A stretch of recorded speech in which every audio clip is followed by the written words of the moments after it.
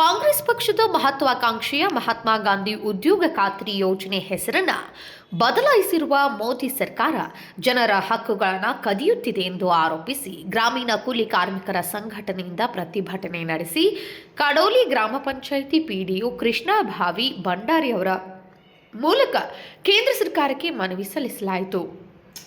ಕಡೋಲಿ ಗ್ರಾಮ ಪಂಚಾಯಿತಿ ಎದುರು ಜಮಾಯಿಸಿದ ಗ್ರಾಮೀಣ ಕೂಲಿ ಕಾರ್ಮಿಕರು ಮತ್ತು ಗ್ರಾಮದ ಹಿರಿಯ ನಾಗರಿಕರು ಕೇಂದ್ರ ಸರ್ಕಾರದ ವಿರುದ್ಧ ಘೋಷಣೆಗಳನ್ನು ಕೂಗುವ ಮೂಲಕ ಆಕ್ರೋಶ ವ್ಯಕ್ತಪಡಿಸಿದರು.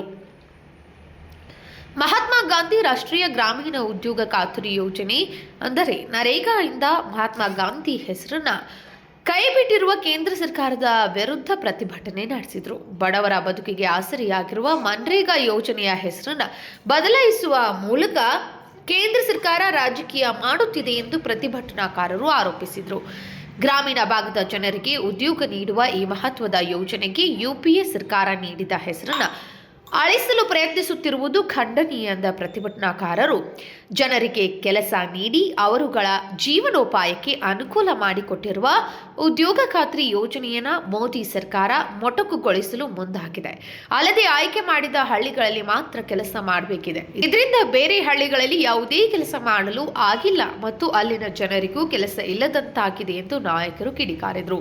ಈ ಸಂದರ್ಭದಲ್ಲಿ ಕಡೋಲಿ ಗ್ರಾಮ ಪಂಚಾಯಿತಿ ಪಿಡಿಒ ಕೃಷ್ಣ ಭಾವಿ ಭಂಡಾರಿ, ಅನಿತಾ ಬೆಳಗಾಂಕರ್, ವಂದನಾ ಕುಟ್ಟರೆ, ಪುಷ್ಪ ಮಜ್ಗಾವಿ, ಅಶ್ವಿನಿ ಪಾಟೀಲ್, ಪ್ರಭಾವತಿ ಬಿರ್ಜಿ, ಲಕ್ಷ್ಮೀ ಕುಟರಿ, ಪ್ರಭಾ ಗೌಡವೆ, ಅನಿತಾ ಪೌಲ್ವೆ, ಲಕ್ಷ್ಮೀ ಪಾವ್ಲೆ, ರೇಣುಕಾ ಗಾವಡೆ, ಶಾಂತಾ ಗಾವಡೆ, ನೀತಾ ಚೌಗ್ಲೆ, ಮನಿಷಾ ಕಾಲೇಕರ್, ಮಾಲು ಮುದ್ಗೇಕರ್, ಕವಿತಾ ಪಾಟೀಲ್, ಶೋಭಾ ಪಾಟೀಲ್, ಕಲ್ಪನಾ ನರೋಟಿ, ಲಕ್ಷ್ಮೀ ಅಂಕಿ, ಸುನೀತಾ ನಿರ್ವಾಣಿ ಹಾಗೂ ಮಹಾದೇವಿ ಪಾಟೀಲ್, ಲಕ್ಷ್ಮೀ ಬಾಳೆಕುಂದ್ರಿ, ರೇಣುಕಾ ಸದಾವರ್ ಹಾಗೂ ಇನ್ನಿತರರು ಉಪಸ್ಥಿತರಿದ್ದರು.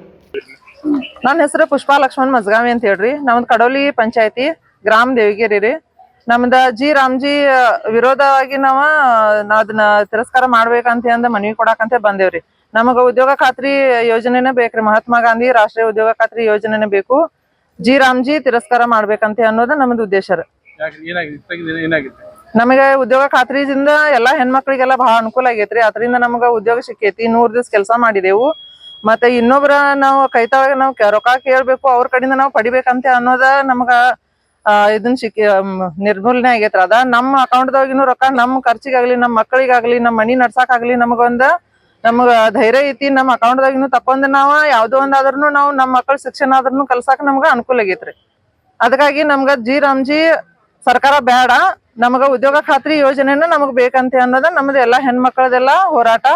ಮತ್ ನಮ್ಗ ಗ್ರಾಮ ಪಂಚಾಯತಿ ಒಳಗ ಗ್ರಾಮ ಪಂಚಾಯತಿ ನಡೆಸಿ ನಮ್ದು ಹೆಣ್ಮಕ್ಳದೆಲ್ಲ ಕರ್ಸ್ಬೇಕನ್ನೋದ ನಮ್ದ ಉದ್ದೇಶ ಐತ್ರಿ. ಈ ಸದ್ಯ ಸರಿಯಾಗಿ ಕೂಲಿ ಕೊಡ್ತೇನೆ. ನಮಸ್ಕಾರ, ನನ್ನ ಹೆಸರು ಅನಿತಾ ಬೆಳಗಾವ್ಕರ್ ಅಂತ ಹೇಳಿ. ನಾವು ಗುಂಜಾನಟ್ಟಿ, ಜಾಪರವಾಡಿ, ದೇವಗೇರಿ ಮತ್ತು ಕಡೋಲಿ 4 ಊರಿನಿಂದ ಹೆಣ್ಮಕ್ಳು ಕೂಡಿದೇವ್ರಿ. ಇವತ್ತಿನ ವಿಷಯ ನಾವು ವಿರಾಮ್ಜಿ ರದ್ದು ಮಾಡಿ ನಮ್ಮ ನರೇಗಾ ಕಾನೂನನ್ನ ನಮ್ಗೆ ಉಳಿಸ್ಬೇಕಂತ ಹೇಳಿ ನಾವು ಇವತ್ತು ಮೋರ್ಚಾ ತಗೊಂಡ್ವಿ. ಮತ್ತೊಂದು ವಿಶೇಷ ಗ್ರಾಮ ಸಭೆ, ನಮ್ಮ ಮಹಿಳೆಯರ ವಿಶೇಷ ಗ್ರಾಮ ಸಭೆಯನ್ನ ನೀವು ಕರಿಬೇಕು ಅಂತೇಳಿ 2 ನಮ್ಮ ಮನವಿ ತಗೊಂಡು ಇಲ್ಲೇ ನಮ್ಮ ಪಂಚಾಯತಿಗೆ ಬಂದಿದ್ದೇವ್ರಿ.